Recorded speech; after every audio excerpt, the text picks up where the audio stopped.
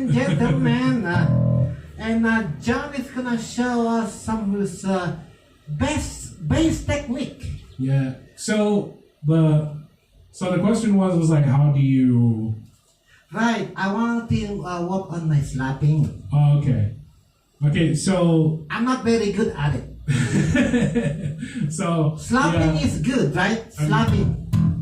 So I'm very, I'm still very new to this. Like, I had to like learn how to do like certain things. But yeah, like a lot of people, there's a big misconception about slap where you have to like really like hit it hard.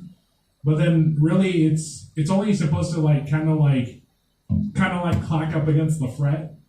So when you look at other bass guitarists, when you see like, especially like the YouTube ones, they're kind of like, it's kind of like, you know, you learn economy picking, right?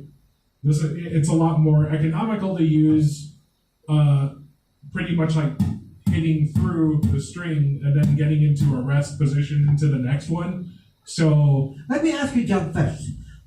Where do you position your thumb?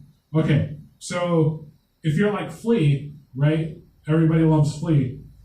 Plays it really low, and then he positions like that's his. Like you see this, right? A lot of the bounce, and he plucks with his like middle finger, if I remember correctly. Sure.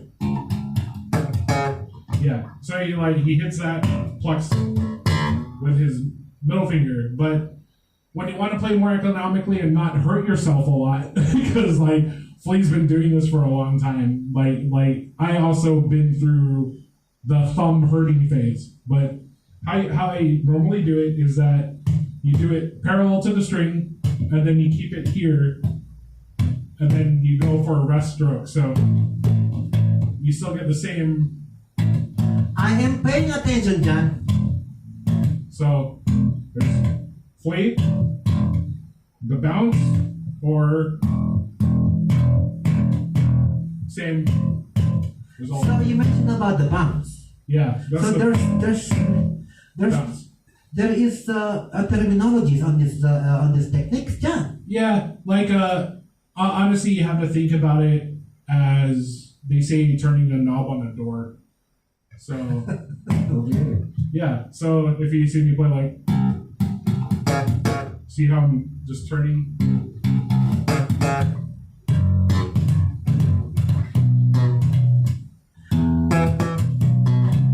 See? So you are using the your third finger, is it? On your right hand? I'm using my index finger. Index. Yeah. Flea does it this way where, like, because he's doing a thumb down type thing, using your index is kind of like you're too close to each other. So he uses his middle, or I think his ring or something. In his case. Yeah, in his case. But then if you want to do it in like a way that's like not like it doesn't hurt you that much, because of course you're gonna go through some growing pains. But if you're gonna be doing stuff like that, like you see how not lackadaisical that they do it.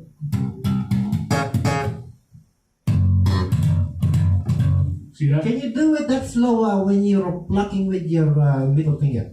You mean my index? Index. Sure.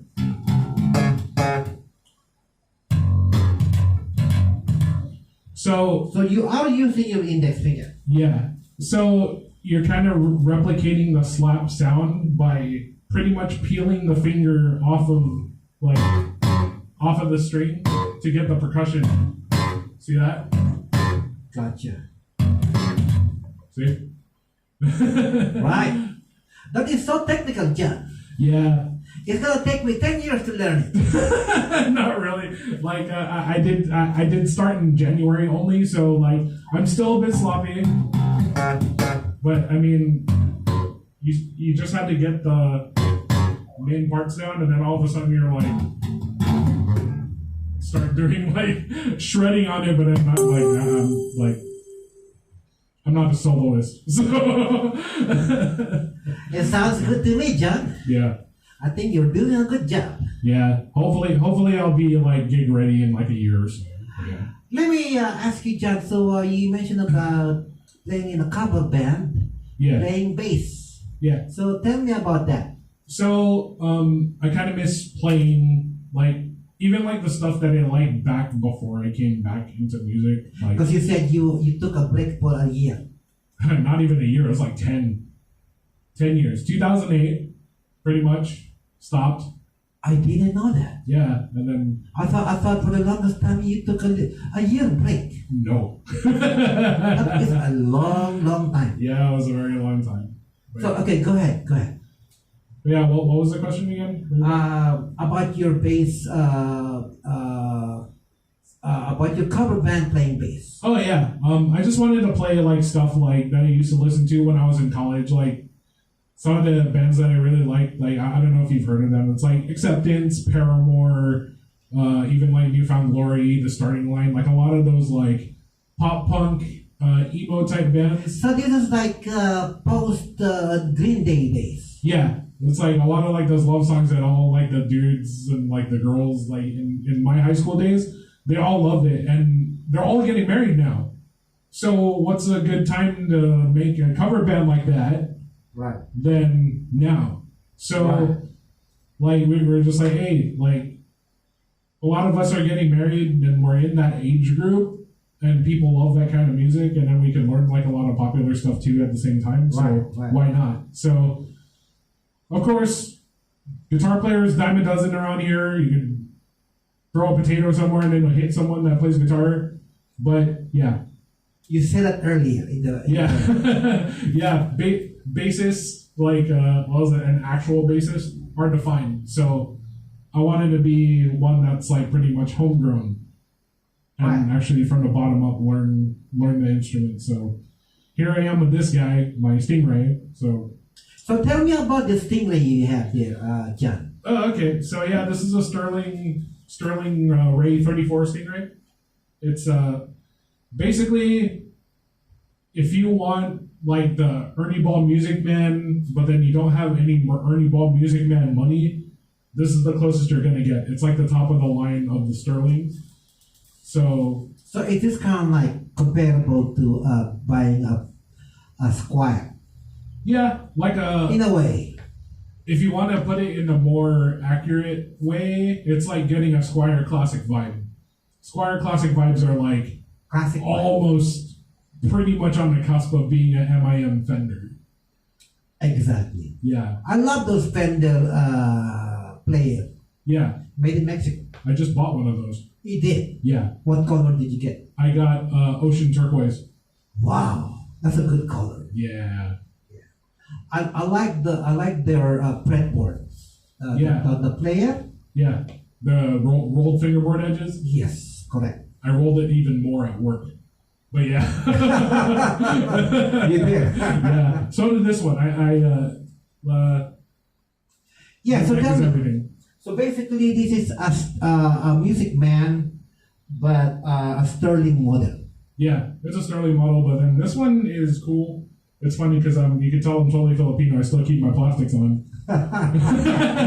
You mean on the pick guard? Yeah, the pick guard and the control plate. So yeah, this is my Stingray.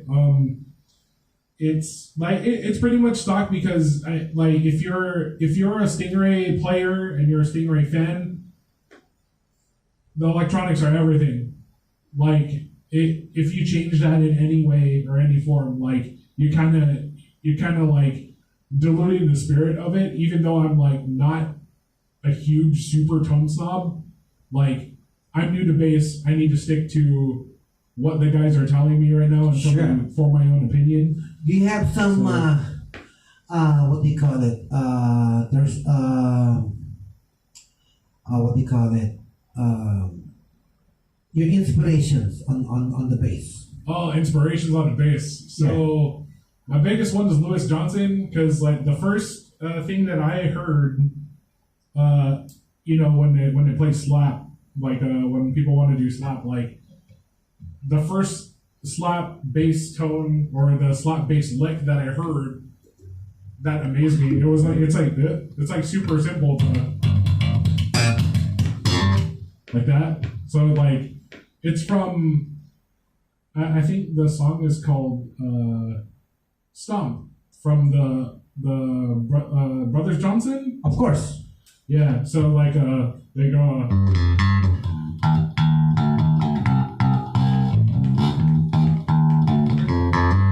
Like that, and then he goes into this like big old bass break,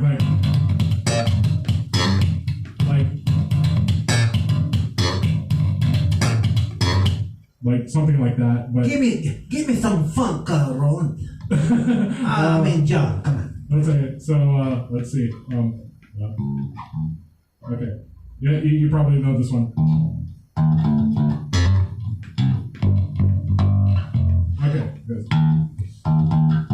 Yeah.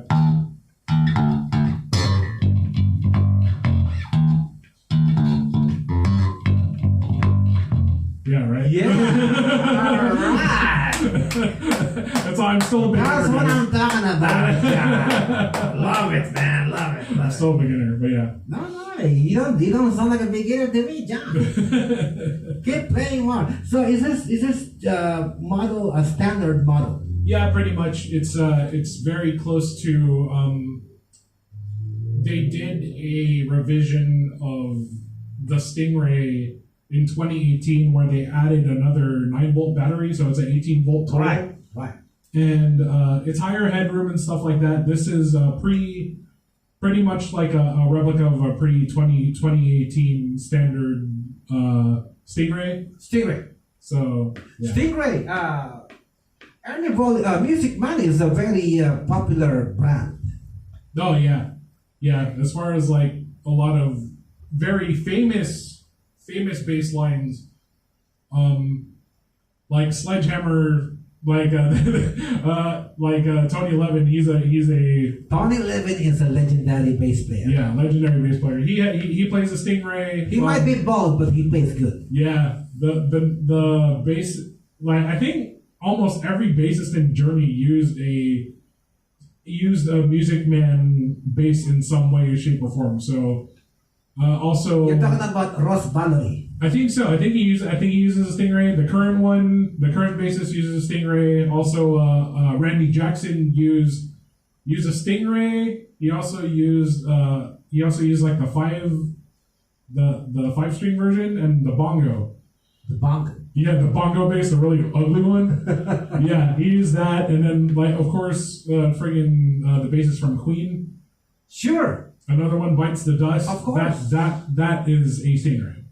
Right? You're talking about John Deacon. Yeah, John Deacon. Yeah. And then like of course like Louis Johnson, and then. So you've been doing your homework, John. Oh yeah, because I wanted to. So the thing that helped me decide the bass that was going to be for me, because at first I started with a Squier Jazz. Right. I listened to like all those like funk tracks and like stuff like that. I'm like, those iconic tracks where I felt that bass is like sick. Who's playing that and what are they playing? And then every time like during that era, especially the funk era, and then even like Rage Against the Machine and like Queen and Journey, all those legendary like iconic bass lines, of course, Stingrays. Like I know, huh? Yeah. I think even Aerosmith's bass player used to play Music Man too. Yeah, and I think that the reason why like a lot of bass players that I know don't go towards a Stingray is because the EQ is scary. Because it's an active EQ, and then you could hear. I don't know if you could hear it through like the audio over here, but then like I could hear that. So yes. Right. Ah, okay. So that is the EQ. Yeah. So you hear all that? Right. So now I'm like full board. Right. So where is your volume knob on that bass? The volume knob is over here. The very first knob. Yeah, the very first knob. And then what was it? If I remember correctly, it's like bass, mid, treble. Sure. So you have like 4 knobs on that bass. Yeah, and it's the circuit is actually boost and cut. It's not just like a tone knob. So I had to kind of do my set screws in a way that like it's a little strange setting. Yeah, it's a boost and cut. So like normally you would just put them in the middle, and then like you start. I see what you mean, John. Like the good old guitarist thing, all knobs at noon, right? All knobs at noon. That's where you should start. But yeah, like that's how we necessarily start. Sterling Ball says that you should start all the way rolled off because it still has a certain character when everything's rolled off because it's only a boost and a cut. So, right. But then, right? Right. It sounds really full. Yeah, like the EQ is pretty scary if you're a person that comes from like Fender passive basses. I see what you mean, John. Yeah, so they're like, oh my gosh, I hate the sound of active stuff. No, dude, like you could roll off the treble, you'll sound like a P bass mostly, like sorta. You'll sound like a P bass sorta. Right. Like you could like add more treble and then like have that like 80s like really like trebly trebly thing, or if you want like that full blast Tim Comerford Rage Against the Machine thing, just like roll everything up and then just like use a dark glass because he's been using that lately, grindier amps and stuff like that. Right. These things are cool. You just need to know how to use it. I know, huh? You have to play around with those knobs. Yeah, gotta twist them. Right. And I'm kind of surprised that I still remember the feel of this one because like I haven't been playing lately because like the guitar got reignited with me again. But then I fell in love with the bass. Bass is cool. Like I don't like all these guitarists that say like bassists are kind of like y'all don't know what you're talking about. I love playing proper bass, dude. Without the bass, the sound would be thin. Yeah. And you know what? Like guitarists who have a kind of like tone that has like the low end lopped off, he knows what the bass is supposed to do. Of course. If it's got too much low end, you probably just play by yourself. You're a bedroom player. Standing in front of your mirror.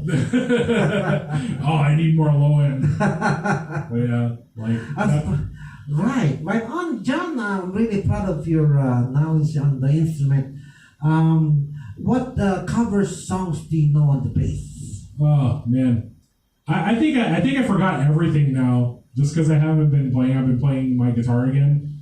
So you're kind of like going back and forth. Yeah, because I like my interests go all over the place. So fluctuates. Yeah, especially since I wanted to learn this the song "Marigold" from Periphery. So I've been trying on the practice. Guitar. Yeah, so I'm just like, oh man, I'm finally on the cusp of learning something that they play because it's so hard. Right. So yeah, like it's a cover song. Yeah, these haven't been getting love, but then like I mean, like if I was to like turn on some like freaking Bruno Mars or something like that, I could play along to it, or like what was it? As you heard sloppily earlier before the cameras turned on, I was playing "Don't Stop Believing." He's probably going to put it in there anyway. But yeah, like whenever I'm like grooving with a band, like that's where I make less mistakes because I mean, like once you're in the pocket and you're feeling the music, like you're not so focused on being perfect, and then therefore you're like the stress is off of you and you play better. So right, yeah. So let me ask you, John. So, who was your mentor on the bass? My mentor on the bass was Scott's Bass Lessons on YouTube. Like Scott's Lessons. Yeah, Scott's Bass Lessons on the YouTube. Like Alan from Taylor Guitars, he was telling me like, look at Scott's Bass Lessons. I'm like, I know, I've heard of it. And then like Scott's Bass Lessons. Yeah, Scott's Bass Lessons is like that's kind of like. I wish that I could find a good guitar YouTube channel that actually is very comprehensive and like shows, like, it's very clear that him and his co-host really love the instrument and are. He has a co-host. Yeah, I think his name's Ian. His name's Ian. He's good. He's a session musician over in Nashville, I think. But yeah, like those guys, like they have a passion for the instrument that I need to find like some sort of like person on YouTube that gives that kind of energy on the guitar, because guitar YouTube, it's all wankery, it's all soloing, it's all noodling and wheedlies and stuff like that. Like everybody's trying to outdo each other all the time. And then I'm like, so how do you practice that? They're like, they're so bad at explaining things too. I'm like, and then I pick up bass in January. You mean this year? Yeah, January of this year. Pick up bass in January of this year, and then all of a sudden it's all like, I think I know this instrument better than the guitar, even though I played the guitar probably better. I could probably improve.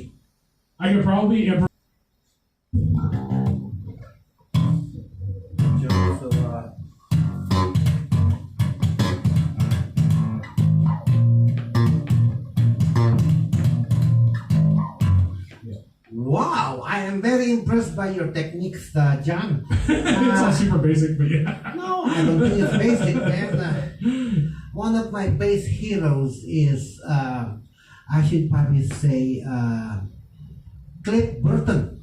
Cliff Burton. You know Cliff Burton from Metallica? Yeah. Doesn't he have like some sort of like pedal? It's like the Cliff Burton like Morley Fuzzwah or something like that. That came out, I don't know, 3 years ago or something. Yeah, yeah, like some sort of Fuzzwah. I'm not a fuzz dude, and I'm not a wah person, so it's like the absolute worst pedal you would put in front of me. But you're not a fan of wah pedals. Yeah, I'm not a fan of wahs, and I'm not a fan of fuzzes. So. But John, you let me know when you're gonna be available playing in your cover band. Playing bass. And I will be there for sure. I'll let you know once everything's ready. Oh, dang. There's a siren. There's a fire going on around the corner. Yeah, I'll definitely let you know, because like I am dying to play music again. Do you know any Journey, John? Oh my goodness. Let me see if you should be proud, because Albert Pineda is from the Philippines. I know. Wait. Okay.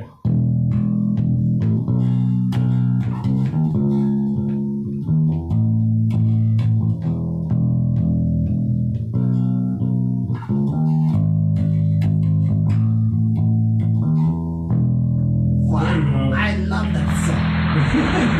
It reminds me of going to Olongapo. Have you been to Olongapo, John? No, I haven't. Never did. Nope.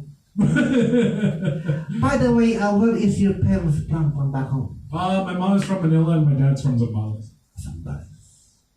I love Zambales food. Is that, you know, the dinuguan and papaitan? It's like more northern. I love papaitan. Yeah, that stuff's bitter. But I love it. Yeah, it's delicious. Very Filipino. Okay.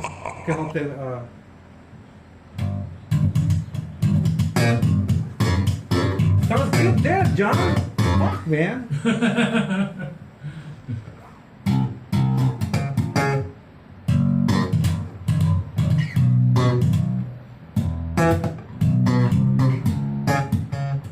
Cool.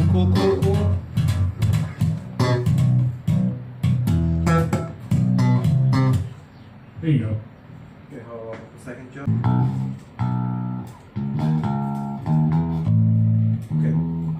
What is that? Fucking Journey, man. There you go. Don't stop believing.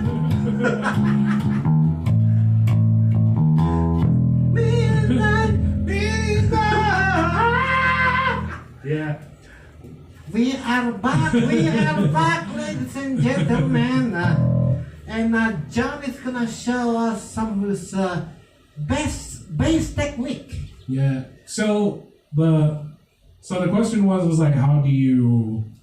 Right. I want to work on my slapping. Oh, okay. Okay. So I'm not very good at it. So Slapping yeah. is good, right? Slapping. Maybe I'll play like just a Sure. little lick. 'Cause I don't really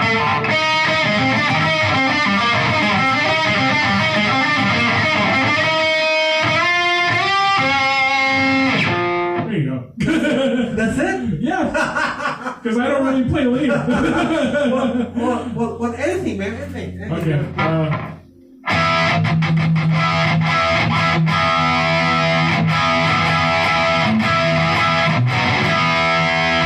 Let's see.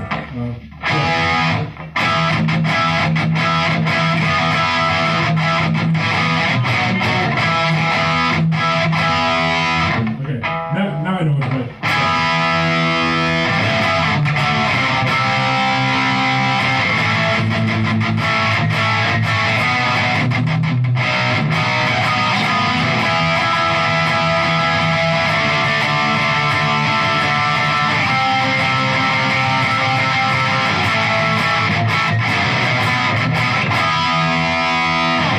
Woohoo, John! That sounds good, man.